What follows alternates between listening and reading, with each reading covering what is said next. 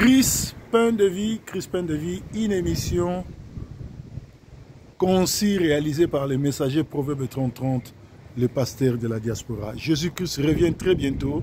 Nous devons être prêts à donner nos vies au Seigneur parce que bientôt là, ça sera la fin. Bientôt, le Seigneur sera dans nos murs. Il revient très bientôt.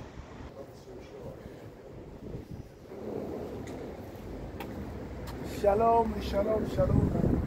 Comme je vous disais, le Christ revient très bientôt. Bientôt, ça sera la fin.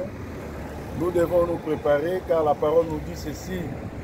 Nous sommes dans Apocalypse 22, 15. La parole de Dieu nous dit ceci. Dehors les chiens, les achantaires, les impudiques, les meurtriers, les idolâtres et quiconque aime et pratique le mensonge. Dehors les chiens. Qui sont les chiens? Les chiens sont appelés les gens qui ont abandonné la foi, qui ont abandonné Christ. Après, ils reviennent dans le monde. Ceux qui ont accepté Yoshua Mashiach comme Seigneur Sauveur, ils ont accepté Jésus Christ comme Dieu, ils ont abandonné tout ce qui est mondain. Après, ils reviennent dans la vie d'avant. C'est ce qu'on appelle les chiens. Et partir récupérer ce qu'il a jeté. C'est ça les chiens. Les chiens aussi, ce sont ceux qui sont animés par l'esprit de Jézabel, l'esprit de l'idolâtrie, l'esprit de l'impudicité. C'est ce qu'on appelle les chiens. Les achantaires, c'est ce que vous voyez aujourd'hui dans vos postes téléviseurs, sur YouTube, sur TikTok, les dizaines des aventures, les mbikoudi qui se font passer par des prophètes avec des faux prophéties. Ils vous racontent les histoires de vos familles. Ils vous font parler avec les morts de vos familles. Ça, c'est les enchanteurs. Ça, c'est l'esprit que Dieu a rejeté Saoul. Dieu a rejeté Saoul à cause de ça. Saoul est parti interroger les morts. Aujourd'hui, plusieurs faux prophètes vous induisent dans les erreurs. Vous envoient des fétiches. Ils vous envoient de l'huile. Ils vous envoient des médicaments pour frotter, pour manger. Tout ça, ce sont les enchanteurs. Les impudiques, l'impudicité, ce sont les gens qui font le bordel. Les meurtriers, les gens qui tuent la nuit et le jour. Ils accusent les gens mal. Ils font de fausses accusations, malicieuses accusations. À la police, au tribunal, dans les quartiers. Ce sont des gens qui sont de meurtriers. Les idolâtres, c'est comme les Congolais. Le pays est béni. La terre congolaise est bénie. Mais ce sont les peuples congolais qui ont un problème avec Dieu parce qu'ils sont idolâtres. Ils adorent les hommes au lieu d'adorer Dieu. Ils adorent les effigies. Christ n'a pas laissé de photos. Jésus n'a pas laissé de photos. Il n'a pas laissé d'effigies. Quand vous mettez dans votre église, il y a la photo d'un soi-disant Christ. Il y a des ossements que vous portez, vous pouvez baiser. Tout ça, c'est ce qu'on appelle l'idolâtrie. L'idolâtrie est condamnable. Et la Bible dit, quiconque aime et pratique les mensonges. Les mensonges, c'est ça l'ennemi, l'ami du diable. Les mensonges, Dieu n'aime pas les gens qui sont maçons, les gens qui trament dans les mensonges. Et dans la Bible, nous sommes dans Matthieu 7, il dit, Matthieu 7, 22, plusieurs me diront ce jour-là, Seigneur, Seigneur, n'avons-nous pas prophétisé à ton nom? Ça veut dire que tous ceux qui profitent, il faut consulter la prophétie, tourner la prophétie, demander à l'Esprit de Dieu pour savoir si la prophétie est bonne. Ils me diront, tous ceux qui ont prophétisé à ton nom, n'avons-nous pas chassé les démons?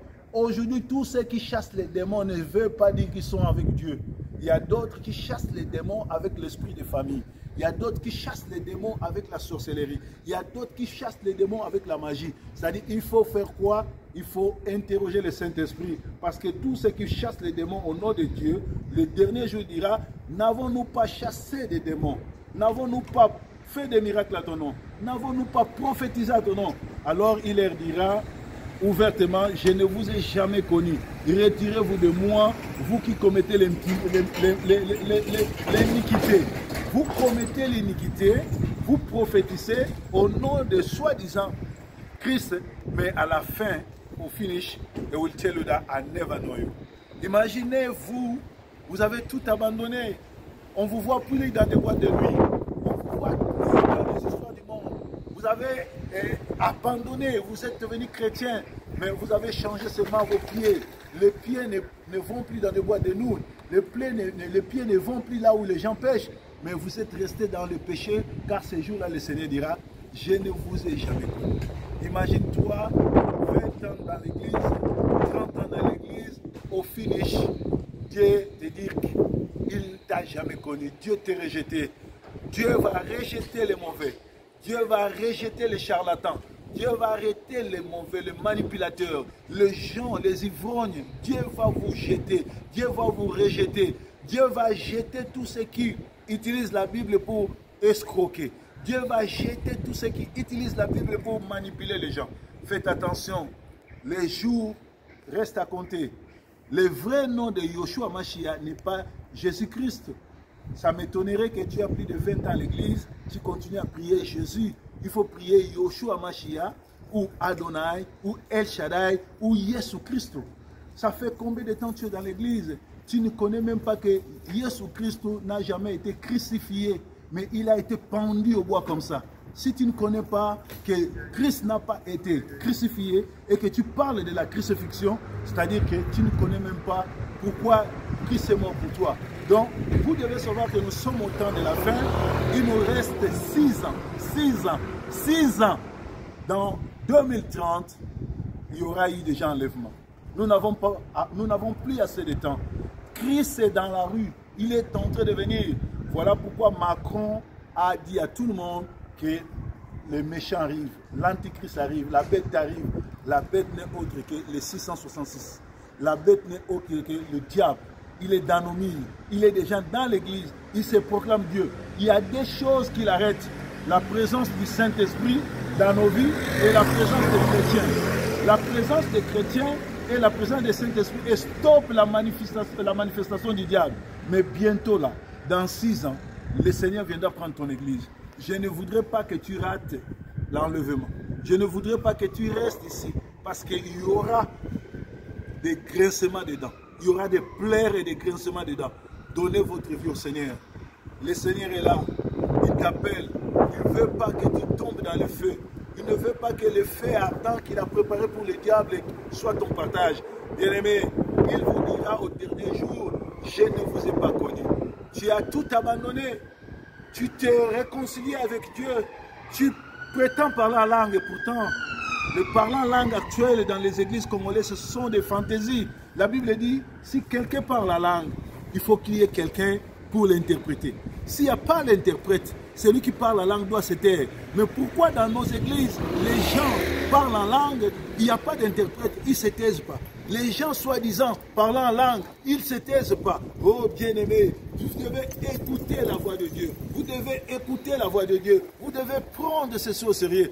Donnez votre vie dans le Seigneur. Na sepeli kosalela Yesu Masia